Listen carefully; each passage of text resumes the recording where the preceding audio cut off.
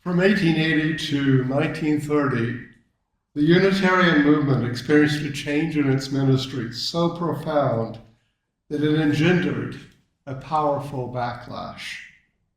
In the Midwestern states, especially Iowa, women began entering the ranks of the Unitarian ministry.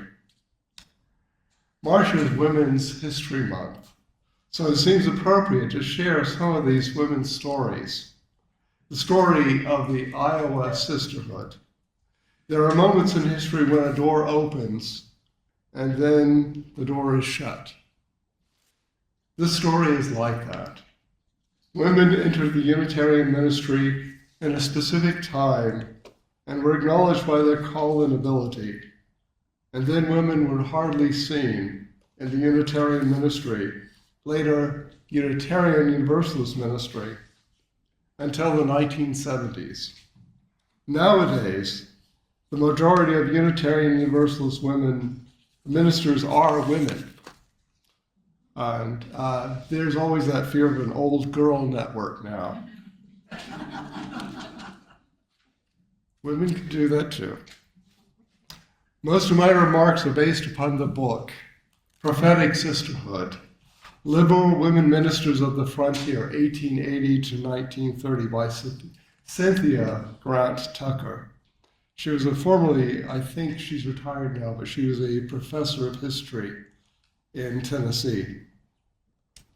The story all begins with Mary Safford. As a girl in Hamilton, Illinois, she would preach from a stump. Her family thought this was very amusing. Her mother was a fairly conventional Presbyterian, but her father, a farmer and teacher, was often in trouble with their church for defending radical ideas, like biblical fallibility, meaning the Bible could sometimes be wrong, the abolition of slavery, and most of all, Darwinian evolution. This was the 50s, and that was pretty radical for that time. Mary was her father's daughter, and when he died when she was 9 years old, she inherited his library. His books taught her that some founders of the United States had a rational faith, and that God did not perform miracles, that nothing was served by believing in the Christian Trinity or believing in the Bible as divine revelation. Now, we in our times can disagree with those positions and still be Unitarian Universalists. Her father also had books by Unitarians like William Ellery Channing, Ralph Waldo Emerson, and Theodore Parker. These were very important Unitarians in the early part of the 19th century. She had been taught that women to be silent, yet she always felt the desire to speak and to act. Her mother took over the farm after her father's death, and she learned that women really could do a man's job, if required, though her mother worried about Mary's seemingly dangerous ideas.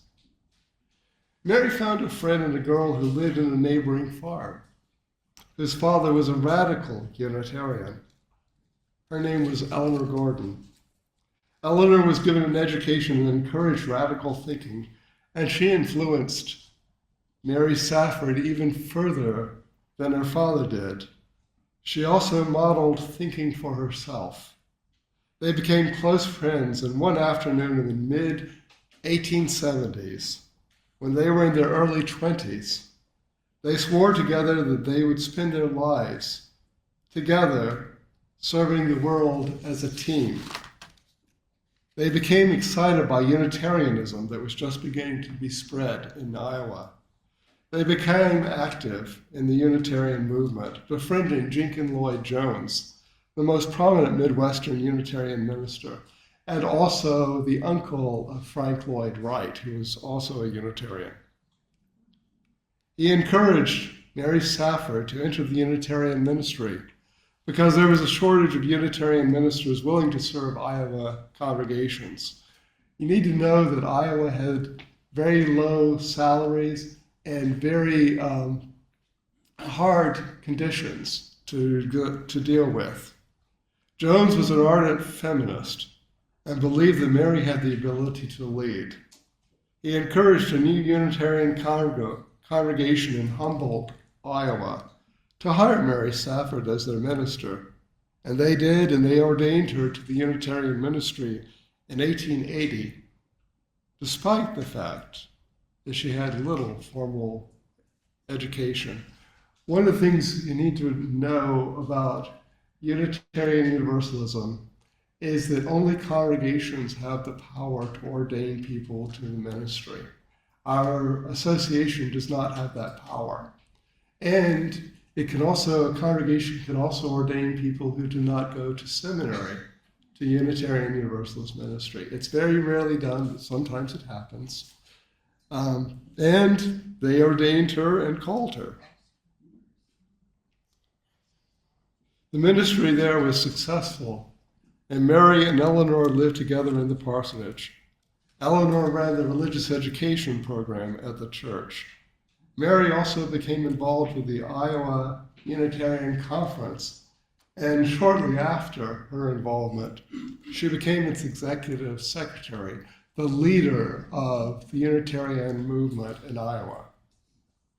Remember, she's only a woman in her 20s with very little formal education, and she's already been chosen to lead the Unitarian movement in Iowa. News spread from Iowa, and women interested in liberal religion came to Humboldt, Iowa, to learn more about women in the ministry. And many of them followed Mary Safford's lead and also became Unitarian ministers. Some of them were accepted at the Meadville Theological School, a Unitarian seminary then located in Meadville, Pennsylvania. It is also the seminary I graduated from, though when I did so, it was located and affiliated with the University of Chicago. And when I attended the Meadville Lombard Theological School. Meadville Theological School's 1844 charter stated that it was founded to educate men and women for the ministry, 1844.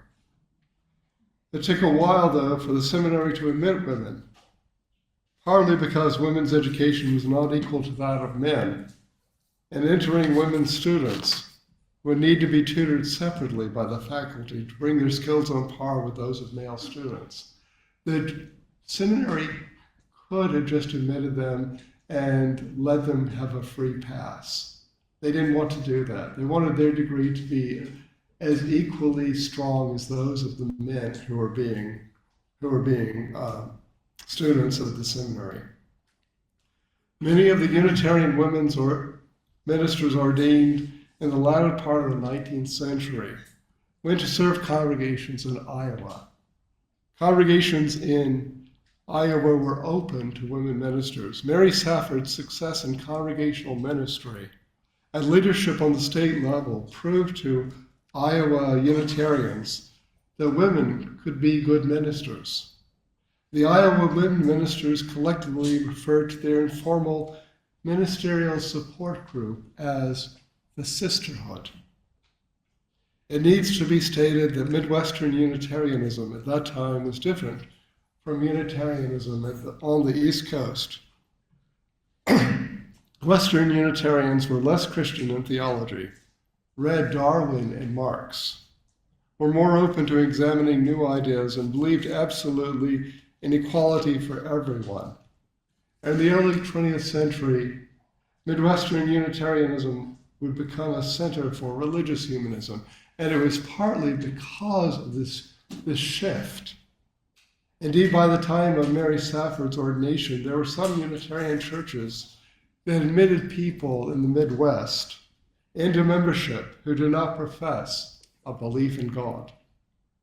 Some of those congregations began to examine beliefs from world religions as well. And it was not unusual for ministers in the later 19th century and early 20th century, and in the present, it moved to the present. But in the later half of the 19th century, it was radical that some Unitarian churches, there's somebody trying to get in, we might want to welcome.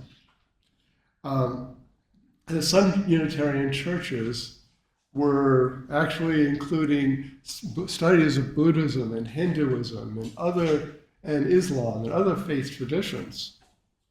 And they were willing to preach about them as well.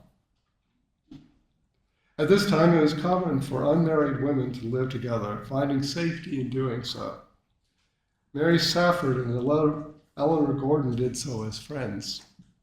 Some of the women ministers married men, and that often led to children and a departure from the ministry due to family pressure. It is still difficult to be a parent and a Unitarian Universalist minister, regardless of gender, and I am fully acquainted with that reality. Some small number of the women who cohabited with each other were almost certainly lovers. Learning this made me happy, as they were not compelled to be like nuns, serving their faith without having even physical love. These relationships were discreet, though. The people of the turn of the 19th century certainly were not prepared for openly lesbian clergy. Needless to say, many of the Iowa ministers became involved in the women's suffrage movement, though their involvement was often tempered by the reality that they did not wish to bring too many political issues into congregational life. Yet it must have been difficult to justify not giving women the right to vote when someone with a degree from a seminary who was doing the work of ministry and was a statewide Unitarian leader was among you. How could someone say that women were unequal when educated women were doing the same jobs as men with the same qualifications? However, Unitarian women ministers were changing the customs identity of women. Stafford stated that she believed that women ministers had a special role in discarding the relics of an earlier era that treated women as less than fully human. She especially took umbrage with notions that girls were transferred like property from their fathers to their husbands. She excised the word obey from marriage services. She and other Iowa ministers also taught that marriage needed to be a partnership with trust and respect, without dominance. Women Unitarian ministers were also responsible for establishing unity circles, women's groups that worked with secular agencies to provide social service. These were found in many Unitarian congregations in the earlier part of the 20th century, and helped move the social gospel work of poor relief and other good works. Unitarian women ministers also changed the nature of church architecture in the Midwest. Much of this was influenced by Frank Lloyd Wright's designs, and Frank Lloyd Wright did design some really beautiful Unitarian churches in the Midwest. New Unitarian churches were less likely to look like cathedrals with steeples and pews facing forward. Often the new buildings were square or rectangular and emphasized the congregation as a source of piety over the minister or religious symbols. Over time, some Unitarian women ministers were involved with creating settlement houses like Jane Addams' Hull House. Some were involved with anti-racism work. Some, like Caroline Bartlett Crane, became nationally renowned for encouraging better urban planning and maintenance. So women's ministry in our religious movement probably grew from one person in 1880 to about 50 in 1900.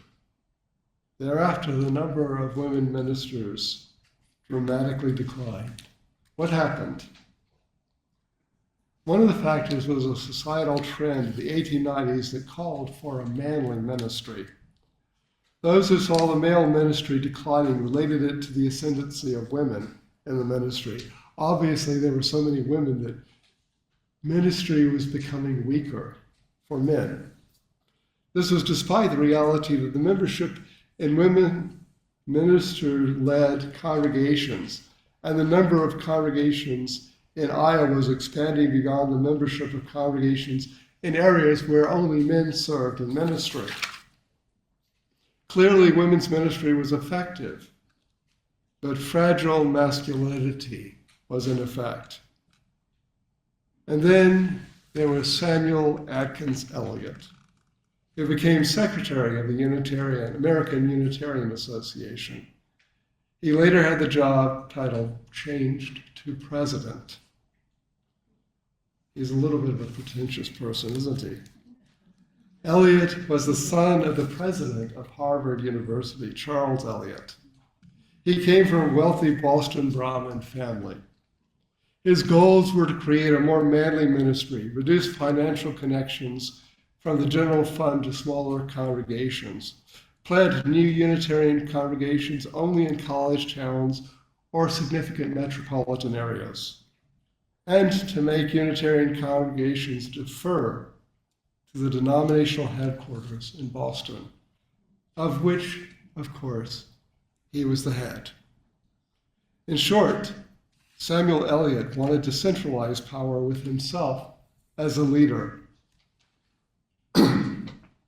One of his more interesting moves when he became leader of the American Unitarian Association was to name Mary Safford to the national board. This is a hardship. It was a hardship for Safford, as travel from Iowa to Boston was long and expensive on a Midwestern minister's salary. She was unable to attend most of the AUA board meetings. It is clear, though, that Eliot had little understanding of how Unitarianism was organized and wanted to take power from the local regional organizations and eliminate them. So Eliot wrote a letter to Mary Safford telling her that it was his intention to name her as the secretary of the Iowa Unitarian Conference. She wrote back to Eliot that she was already the secretary of the Iowa Unitarian Conference, and that she had been elected by the member congregations. She also reminded Eliot that Iowa Conference had raised more money and established more churches during the past 10 years than any other conference in the whole denomination. During this time, the denominational offices intentionally refused to send more than one pamphlet to churches with women ministers, while churches with male ministers received boxloads. Despite the promise to travel widely throughout the country visiting Unitarian conferences, Eliot refused to travel to Iowa. He was invited by the Iowa Unitarian Conference 4 times. I guess he just couldn't face all those women. It was not just that the Unitarian leadership did not want women ministers. They wanted manly men in their clergy, commanding like military officers. And they actually did refer to military protocols. People like Theodore Roosevelt, who were men of action. They were eager to remove women from the ministry. In response to women being interested in church work, the AUA created in 1906 a school for parish assistants to serve in Sunday schools or take on administrative tasks or visit the sick. Such a program would provide an appropriate field of service for women, they thought. The Iowa Sisterhood knew that this was intentionally rerouting women from Unitarian ministry. The Unitarian movement was facing a shortage of ministers and was at the same time turning away women from pursuing that vocation. By the 1920s, Unitarian women ministers were no longer serving congregations, and women would not enter the Unitarian and then Unitarian Universalist ministry in any significant numbers, again until the late 1960s, when feminism became more present in national life. I can remember speaking with elderly Unitarian Universalist women ministers in the 1990s who told me that it was difficult to be the only woman attending local Unitarian Universalist ministers' meetings. It is peculiar that a religious movement that was so dedicated to social justice still practiced sexism so obviously. Women were fit and always have been fit to serve as Unitarian Universalist ministers. Our movement lost its way, but has changed. We now hold the Iowa Sisterhood in reverence for their efforts to expand our faith community, to expand our understanding of what women were capable of doing. The responsive reading today, Audre Lorde's "We Were Never Meant to Survive," speaks to mortality and personal witness. She tells us that life is short, and some often fear living it, but that we must speak because speaking is living. 3 of the messages this month have been about people who have been marginalized, the disabled, immigrants, and today, women in the past in the Unitarian ministry. They are all of one sort. Their stories are united by themes. These people wish or wished to speak, to live productive and meaningful lives, and to be appreciated for who they are and what they can or did contribute. Perhaps it was one of the missions of our faith to work so that human potential may be realized and all can speak as they are able. It is otherwise a waste of human beings and human resources. In closing, Stephen Jay Gould was a biologist and historian of science. He wrote these words, and these are the only words that I have of his that I have committed to memory. He wrote, "I am somehow less interested in the weight and convolutions of Einstein's brain than in the near certainty that people of equal talent have lived and died in cotton fields and sweatshops. May everyone live safe, meaningful, and productive lives, giving the best to our shared endeavor. So be it. Blessed be. Amen.